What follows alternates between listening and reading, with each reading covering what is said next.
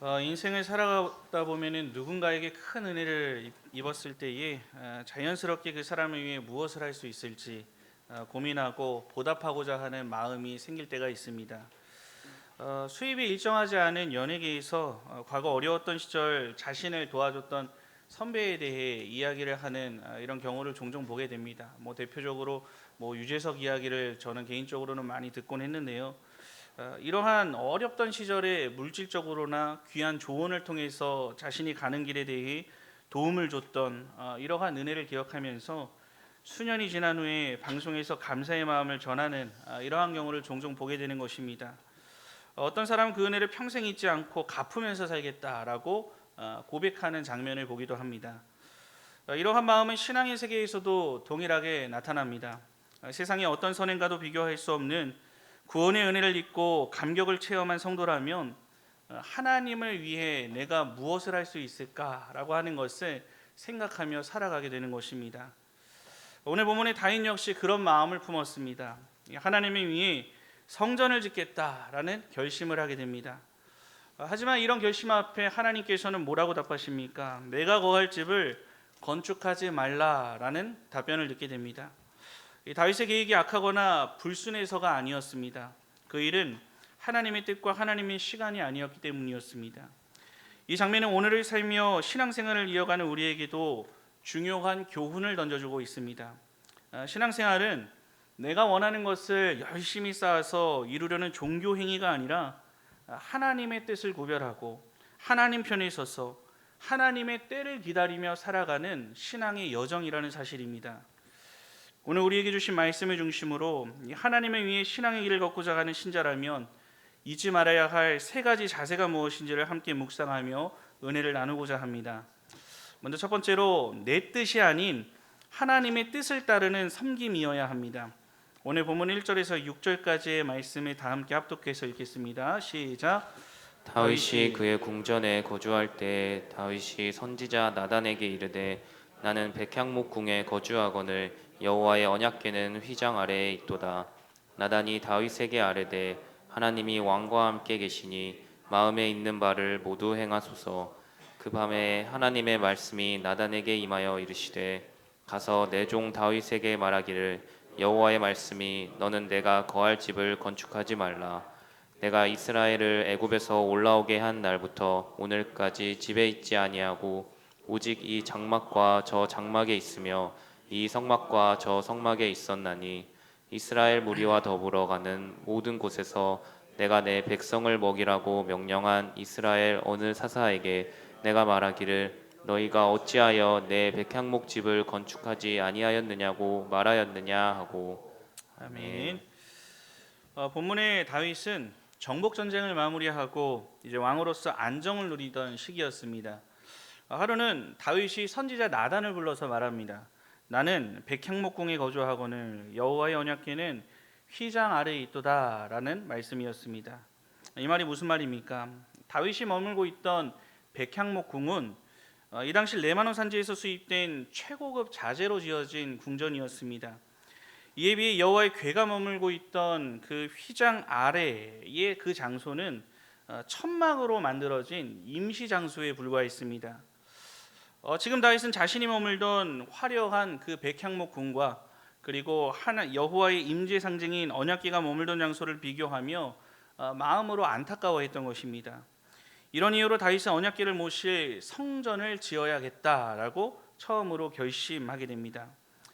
이러한 다윗의 마음이 여러분들은 어떻게 느껴지십니까? 기특하지 않습니까? 선지자 나단도 그랬던 것 같습니다. 2절을 보면 이 나단이 다윗에게 아뢰되 마음에 있는 바를 모두 행하소서라고 말합니다. 말 그대로 너무 좋습니다. 너무 좋은 생각입니다. 그 마음 하나님께서 기뻐하실 것입니다. 당장에 실행하십시오라고 반응했던 것입니다. 그런데 그날 밤 하나님께서 나단에게 말씀으로 찾아오셨습니다. 4절에 내 종 다윗에게 말하라 여호와의 말씀이 너는 내가 거할 집을 건축하지 말라라고 서두에 살펴보았던 그 말씀이었습니다. 이 나단의 입장에서는 너무도 놀랐을 것입니다. 이 다윗의 말과 생각은 그 누가 들어도 좋아 보였기 때문입니다. 이런 나단에게 하나님께서 개입하신 것입니다. 하나님을 위해 성전을 짓겠다는 그 다윗의 의도는 선했지만 이에 대한 하나님의 답은 하지 말라라고 하는 단호한 거절이었습니다. 그 이유가 무엇입니까? 5절과 6절에 기록되어 있습니다. 먼저 이스라엘을 인도하신 하나님께서는 출애굽 이후 장막과 성막을 가리지 않으시고 늘 이스라엘과 함께 동행하신 분이셨습니다. 어느 장소에 구애받지 않으시는 당신의 속성을 말씀하신 것입니다. 무엇보다 단 한 번도 나를 위해 성전을 지어달라고 하나님께서 말씀하신 적이 없으셨습니다. 이것은 다시 말해 다윗의 그 열심이라고 하는 것, 선한 마음이라고 하는 것은 자신의 생각에서 나온 자발적인 것이었고 그 자체로 나쁜 것은 아니었지만 그 일은 하나님이 원하신 때와 방법이 있었기 때문에 지금은 아니다, 하지 말아라 라고 다윗이 행하고자 했던 그 길을 멈춰 세우셨던 것입니다. 성도 여러분, 우리는 다윗을 통해 아주 중요한 신앙의 원칙 하나를 배울 수 있어야 합니다. 무엇입니까? 하나님의 일은 선한 의도로만 판단되어지는 것이 아니라 하나님께서 말씀을 밝히신 그 뜻에 따라 이루어져야 한다는 사실입니다. 그렇다면 우리는 오늘날 어떻게 하나님의 뜻을 분별하며 그 선한 마음과 함께 그 뜻대로 나아갈 수가 있는 것입니까? 오늘날 하나님은 더 이상 나단 선지자에게 그 밤에 나타나셔서 직통 계시를 주셨던 것과 같이 특별한 계시로 말씀하지 않으십니다. 그 대신에 우리에게 하나님의 뜻을 담은 성경 말씀을 완전히 완성되어 우리에게 특별 계시로서 주셨습니다.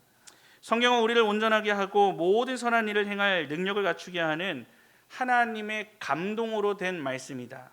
그리고 그 말씀 가운데는 1.1에게 오류가 없다라고 하는 것이 성경이 증거하는 것이고 우리가 믿음으로 고백하는 내용이기도 합니다.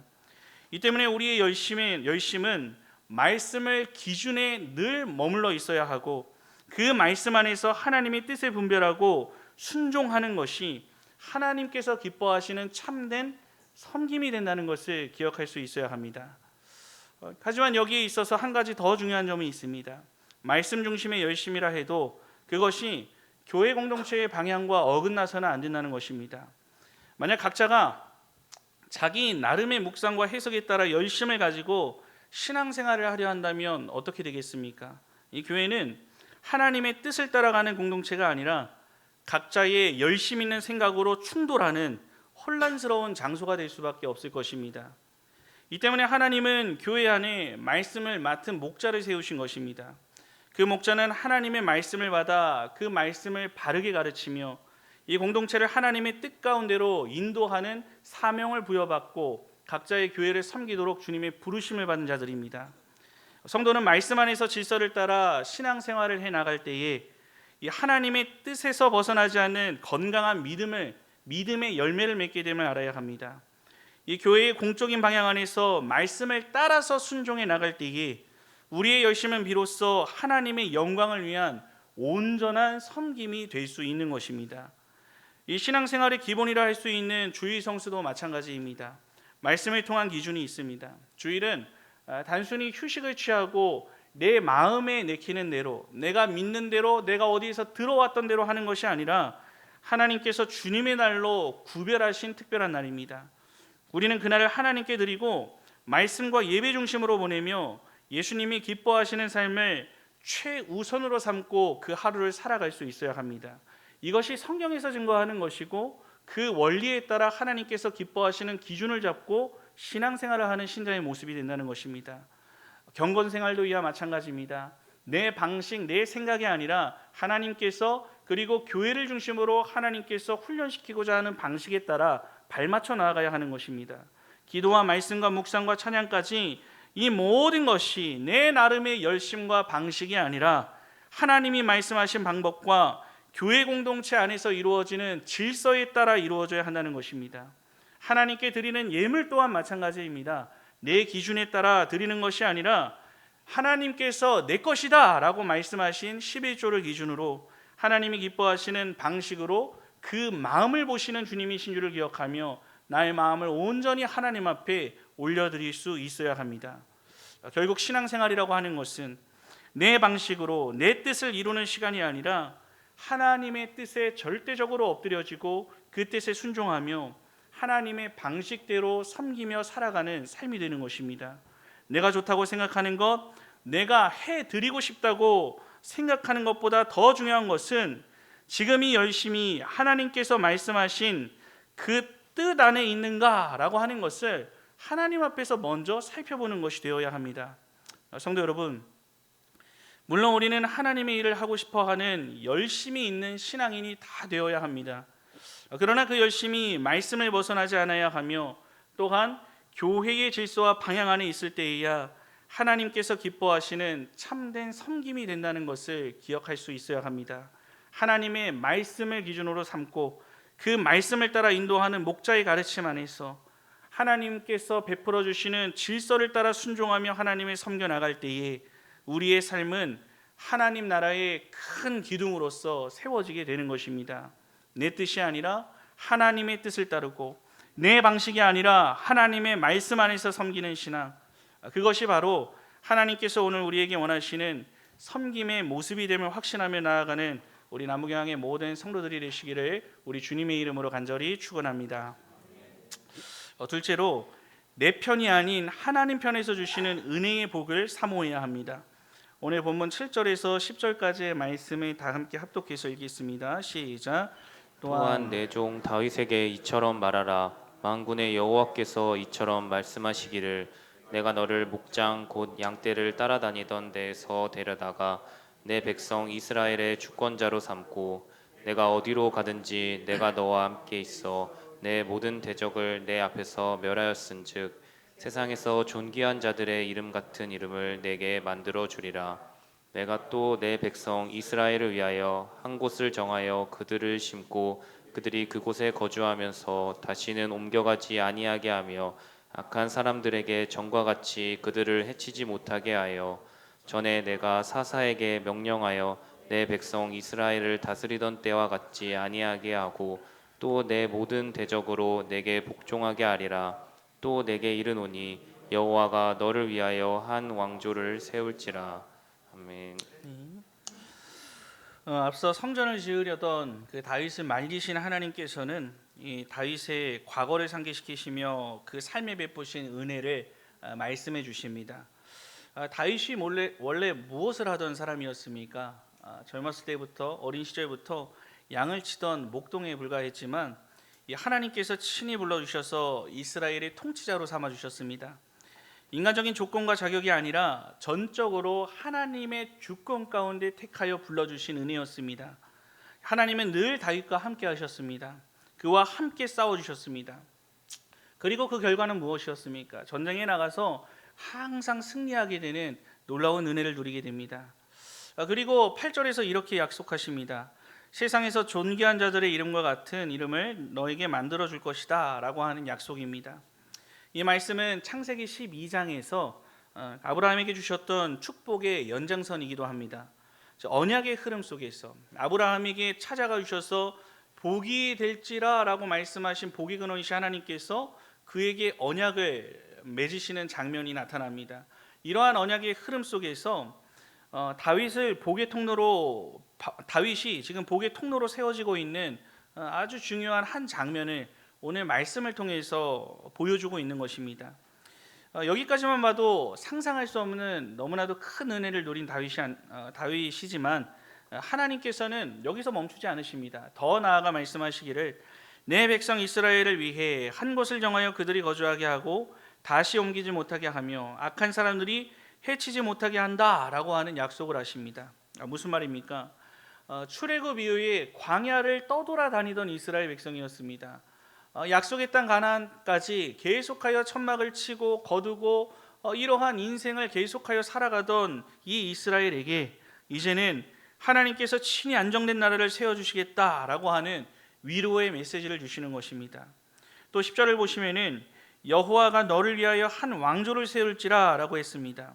이 다윗이 하나님을 위해 성전을 짓는 것이 아니라 하나님께서 다윗을 위해 한 왕조를 세우실 것이다 라고 약속해 주십니다. 반전의 약속인 것입니다.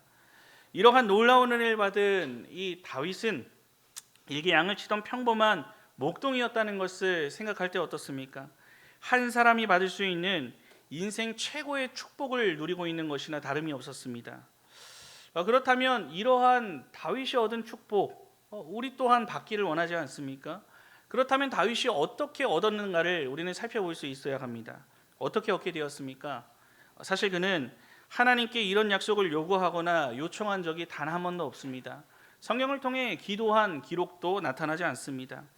아마 목동의 삶을 살며 이런 생각조차도 하지 못했을 것입니다. 한 나라의 왕이 된다, 그리고 항상 전쟁에 나가 승리하게 된다, 그리고 왕조를 이루게 되고 영원히 서 있는 내 나라를 이룰 것이다 라고 하는 이러한 기도를 감히 목동의 신분 앞에서 하나님 앞에 할 수조차 없는, 생각할 수도 없는 그 위치에 있던 것이 다윗이었던 것입니다. 성전을 지을 테니 저에게 복을 주세요 라는 식의 흥정도 하지 않았습니다. 오직 하나님 편에서 하나님의 주권으로 일방적으로 다윗에게 베풀어 주셨던 은혜임을 보게 됩니다. 성도 여러분, 우리는 신앙생활을 할 때 이렇게 기도하곤 합니다. 하나님, 이것만 해결해 주시면, 이것만 이뤄 주시면 제가 주님을 위해 이것을 하겠습니다, 더 열심히 섬기겠습니다 라고 하는 류의 기도입니다. 물론 이렇게 기도할 수 있습니다. 물론 간절하고 솔직한 마음일 수도 있습니다. 하지만 대부분은 내가 정해놓은 조건 안에서 하나님의 응답을 요구하고 있을 뿐인 것입니다. 설령 응답을 받는다 해도 그것은 결국 내 현실의 틀 안에서 누리는 하나님 편에서는 작은 은혜 한 가지일 뿐입니다. 생각해 보시기 바랍니다. 만약 다윗이 목동이었던 시절에 자신이 상황 안에서 하나님께 은혜를 구했다면 어떤 기도가 나왔겠습니까? 양들이 병들지 않게 해주세요 하나님, 양들을 지켜주세요, 조금 더 부자가 되고 내가 좀 더 큰 목자장이 되어서 많은 사람들에게 인정받고 그러한 삶을 대대손손 살아갈 수 있도록 축복해 주세요, 이 정도의 기도였을 것입니다.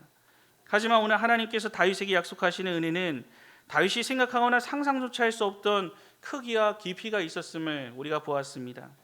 이처럼 내가 구하고 내가 설계하는 복은 늘 한계가 있지만 하나님 편에서 나를 위해 준비하시는 그 은혜는 언제나 더 크고 놀라운 역사가 예비되어 있다는 것을 여러분의 믿음의 눈을 들어 바라볼 수 있어야 합니다.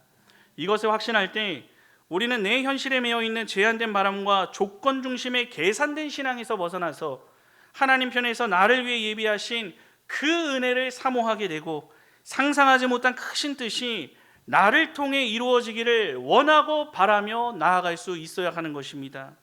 물론 다윗은 이 놀라운 축복을 가만히 앉아서 받은 것은 아니었습니다. 물론 하나님의 주권으로 주신 것은 분명했지만 그는 하나님을 진심으로 사랑했습니다. 또 하나님을 위해 성전을 짓고자 했던 그 마음의 동기 또한 하나님께서 충분히 기뻐하실 만한 것들이었습니다. 하나님을 위해 자신의 모든 것을, 자신의 목숨까지 내놓을 수 있는 각오가 되어 있던 것이 지금 본문에서 말하고 있는 다윗의 모습이었습니다. 비록 다윗의 성전을 짓고자 하는 그 계획은 하나님 앞에 거절당했지만 하나님은 그 마음을 기쁘게 보셨던 것 같습니다. 이러한 바울의 고백이 있은 뒤에 곧장 바로 이어서 그 다윗을 통해 예비되어 있던 상상하지 못한 여러 모양의 약속들을 주셨다는 것을 기억해야 합니다. 이것을 기억할 때 우리도 마찬가지라는 것입니다. 신앙생활의 초점이 이것 해주세요, 저것 해주세요 이런 정도에서 머무는 것이 아니라 내가 하나님을 위해 무엇을 할 수 있을까? 내 삶으로 하나님을 기쁘시게 해드릴 수 있는 것은 없을까? 주님, 내가 주님을 위해서 할 수 있는 것이 무엇입니까? 라고 말하면서 하나님 중심의 태도로 우리의 삶이 완전히 바뀌어지게 됐을 때에 여호와 하나님은 우리가 감히 상상조차 못한 방식으로 하나님 편에서 준비하신 은혜의 복을 우리에게 채워주시는 분이심을 잊지 마시기 바랍니다. 우리 교회를 향한 기도, 그리고 우리 교회를 통하여서 받는 은혜와 축복을 생각하며 나아갈 때도 마찬가지입니다. 우리가 하나님의 비전을 바로 받아 오직 하나님의 말씀만을 중심으로 그 뜻을 이뤄가고자 할 때, 하나님의 마음을 시원케 해드리고자 할 때, 하나님의 기쁨이 되어드리고자 할 때 이 자리가 가득 채워지는 것은 물론이고 더 좋은 장소에서 더 많은 일을 감당하는 상상하지 못할 주님의 은혜를 누릴 수 있다는 것을 여러분의 믿음의 지경을 넓혀서 바라볼 수 있어야 하는 것입니다. 언제나 하나님 편에서 나를 향해 계획하신 그 은혜, 그 축복을 온전히 받아 누릴 수 있는 사람이 되도록 하나님을 향한 내 마음을 돌아보고 내 편이 아니라 하나님 편에서 주시는 주권적인 축복을 사모하며 살아가기에 부족함이 없는 우리 남구교회의 모든 성도들이 되시기를 우리 주님의 이름으로 간절히 축원합니다. 셋째로 내 때가 아닌 하나님의 때를 따른 영원한 언약을 확신해야 합니다. 오늘 본문 11절에서 15절까지 말씀을 다 함께 합독해서 읽겠습니다. 시작. 내 생명에 연한이 차서 내가 조상들에게로 돌아가면 내가 내 뒤에 내 씨 곧 내 아들 중 하나를 세우고 그 나라를 견고하게 하리니 그는 나를 위하여 집을 건축할 것이요 나는 그의 왕위를 영원히 견고하게 하리라. 나는 그의 아버지가 되고 그는 나의 아들이 되리니 나의 인자를 그에게서 빼앗지 아니하기를 내가 내 전에 있던 자에게서 빼앗음과 같이 하지 아니할 것이며 내가 영원히 그를 내 집과 내 나라에 세우리니 그의 왕위가 영원히 견고하리라 하셨다 하라. 나단이 이 모든 말씀과 이 모든 계시대로 다윗에게 전하니라. 아멘. 앞서 하나님께서는 성전을 만드는 것을 거절하셨지만 이 다윗이 죽은 후에도 그의 아들 하나를 세워서 그 나라를 견고하게 하겠다라고 약속하십니다. 여기서 그 아들은 누구이겠습니까? 우리가 성경을 통해 뒷이야기를 알고 있듯이 솔로몬입니다. 12절에서 그는 나를 위하여 집을 건축할 것이요 라는 이 말씀대로 솔로몬을 통해 하나님의 성전을 짓고 견고한 나라를 세우게 됩니다. 그런데 여기서 한 가지 의문을 우리는 품을 수 있어야 합니다. 오늘 본문의 말씀을 보시면은 나는 그의 왕위를 영원히 견고하게 하리라 라고 말씀하신 부분이 있습니다. 앞서 약속하신 말씀과 같이 다윗 왕조는 솔로몬 왕조까지 견고했습니다. 그리고 전성기를 누리며 나아갑니다. 하지만 오늘 이 말씀과 같이 영원하다, 영원히라고 하는 단서가 있습니다. 솔로몬의 왕국이 영원했습니까? 오늘날까지 그 왕국이 이어지고 있습니까? 그렇지 않다는 것을 역사적 사실을 통해서도 우리는 알고 있습니다. 남북 분열 왕조가 시작되었고 끝내 아수르와 바벨론 제국에게 왕권을 빼앗기게 됩니다. 그렇다면 왜 영원히 견고하리라 약속하신 것입니까? 하나님의 약속에 무언가 금이 갔던 것입니까? 절대로 그럴 수 없다는 것을 우리는 또한 알고 있습니다. 그렇다면 여기서 왕위를 견고하게 영원히 견고하게 할 것이다 라고 하는 이 약속이 또 다른 의미가 있다는 것을 알 수 있습니다. 이 약속은 단순히 솔로몬 시대 한 시대를 가리키는 것이 아니라 이 다윗의 혈통을 통해 나실 메시아에 대한 언약의 말씀을 선포하고 있는 부분입니다. 하나님의 아들로 이 땅에 오실 예수 그리스도에 대한 예언의 말씀이 담겨 있는 다윗과의 언약이 체결되어지는 중요한 메시지로 볼 수가 있습니다. 13절에서 나는 그의 아버지가 되고 그는 나의 아들이 되리니 라는 이 말씀과 같이 성부 하나님께 성자로 불릴 수 있는 특별한 관계에 있는 분은 성자이신 예수 그리스도를 의미합니다. 14절은 하나님께서 다윗의 자손으로 오신 메시아 예수 그리스도를 통해 세워질 영원한 왕국 그리고 그분이 다스릴 영원한 보좌에 대해서 예언한 선포의 말씀입니다. 그렇다면 이 약속의 말씀이 언제 이루어지게 됩니까? 오랜 시간이 흘러 하나님의 때가 이르렀을 때에 정확한 하나님의 시간표에 맞춰서 2000년 전 이 땅에 오신 예수님으로부터 이 약속의 말씀이 성취되어지게 됩니다. 성도 여러분, 우리는 신앙생활을 하며 수많은 기도 제목을 가지고 하나님 앞에 나아갑니다. 간절히 부르짖습니다. 눈물로 호소합니다. 어떤 기도는 정말 오랜 시간 매달립니다. 아마 수년간 같은 제목을 가지고 하나님 앞에 기도하고 계신 분들이 있을 것이라 생각합니다. 이때 우리는 때때로 질문합니다. 왜 하나님께서 내 기도에 응답하지 않을까라고 하는 질문입니다. 이 질문에 답하기 전 우리는 분명히 전제해야 할 한 가지 사실이 있습니다. 하나님은 우리의 간절한 기도를 단 한마디로 흘려듣지 않는다는 것입니다. 다만 우리가 바라는 시간, 우리가 원하는 방법대로 응답하시지 않으실 분이십니다. 우리가 확신해야 할 것은 하나님께서 우리의 기도에 응답하신다고 하는 것은 하나님의 시간표를 따라 하나님의 때에 하나님의 방법으로 하나님의 영광을 위한 방향으로 임한다는 사실입니다. 이 다윗은 성전을 짓고 싶었지만 하나님은 그것을 허락하지 않으셨습니다. 그러나 다윗이 죽은 후 하나님께서 허락하신 시간이 되었을 때에 하나님의 때가 되었을 때에 하나님은 그 기도에 응답해 주셨습니다. 다윗을 통해서가 아닌 다윗의 아들이 살아가는 그 시대에 그 약속을 이루어 주시고 다윗의 기도에 응답하심을 보게 됩니다. 또한 그 응답은 성전 건축으로 끝나지 않았습니다. 더 위대한 언약, 곧 메시아 예수 그리스도를 통한 영원한 나라의 설계로 이어지게 됩니다. 그런데 그 언약이 이루어진 때를 한번 생각해 보시기 바랍니다, 여러분. 이스라엘이 분열되고 오랜 시간 어려움을 겪었습니다. 그리고 그 이후에도 여러 선지자를 보내서 이스라엘의 역사에 오랜 시간이 흐르게 됩니다. 솔로몬 시대 이후 남북으로 분열되어서 고통을 당했습니다. 약속의 말씀대로 어느 순간순간마다 하나님께서 약속하신 메시아를 곧장 보내주셨다면 좋았을 테지만 하나님께서는 그렇게 역사하지 않으셨다는 것입니다. 수많은 선지자들을 보내주셨습니다. 이스라엘의 기도와 회복이 이루어졌습니다. 여러 순간들을 통과한 후에 하나님의 때가 찼을 때 하나님의 시간표에 따라서 예수 그리스도를 이 땅에 보내어 주십니다. 그 시간은 역사상으로 따져볼 때 약 1000년이 지난 뒤였습니다. 이 하나님께서는 구속사의 일정을 당신의 주권으로 진행하실 때에 철저히 당신의 시간표대로 모든 의미 있는 시간들을 통과하며 그 일들을 이루어 가심을 볼 수 있어야 하는 것입니다. 우리의 인생 가운데도 마찬가지입니다. 꼭 1000년이라고 하는 긴 시간은 아니더라도 말하고자 핵심은 하나님의 때가 있다는 것입니다. 나의 계획이 거절당하고 나의 간구가 보류되어 낙심이 될 때 우리는 절망할 필요가 없다는 것을 알아야 합니다. 왜 그렇습니까? 오히려 그 거절과 침묵 안에 하나님의 더 크고 위대한 계획이 숨어 있고 하나님은 우리의 기도를 들으시고 그 일을 하나님의 방식대로 이루어 가시는 분이시라는 것을 우리는 확신할 수 있기 때문입니다. 우리는 그것을 믿고 인내할 수 있어야만 합니다. 하나님의 응답이라고 하는 것은 지금 당장이라고 하는 우리의 조급한 마음보다는 영원이라고 하는 시간 안에 이루어지는 일들입니다.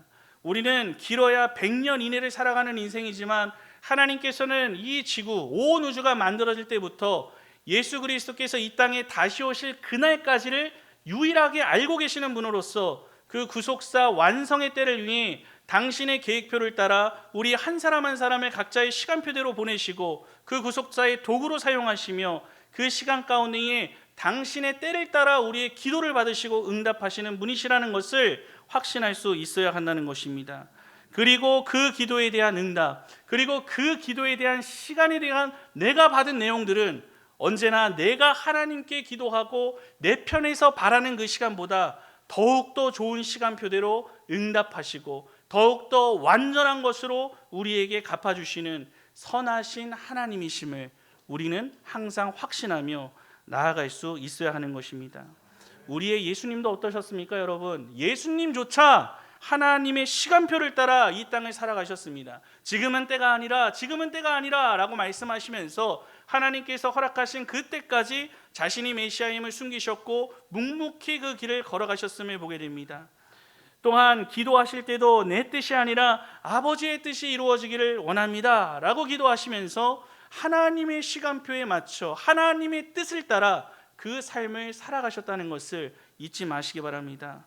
우리 역시 이 주님의 때에 반드시 가장 좋은 것을 주시는 분이심을 다시 한번 이 시간 가운데 믿으심으로써 끝까지 주님만을 신뢰하며 끝까지 주님 앞에 인내함으로 기도함으로써 하나님께서 베풀어 주시는 가장 좋고 선한 것을 공급받기에 부족함이 없는 우리 남북양의 모든 성도들이 되시기를 우리 주님의 이름으로 간절히 축원합니다. 사랑하는 남북양의 성도 여러분, 오늘 다윗의 열심과 하나님의 응답 그리고 그 속에 담긴 하나님의 깊은 뜻을 함께 나눠보았습니다. 다윗은 선한 마음을 갖고 성전을 지으려고 했습니다. 하나님은 그것을 거절하신 것으로 이 내용이 시작되게 됩니다.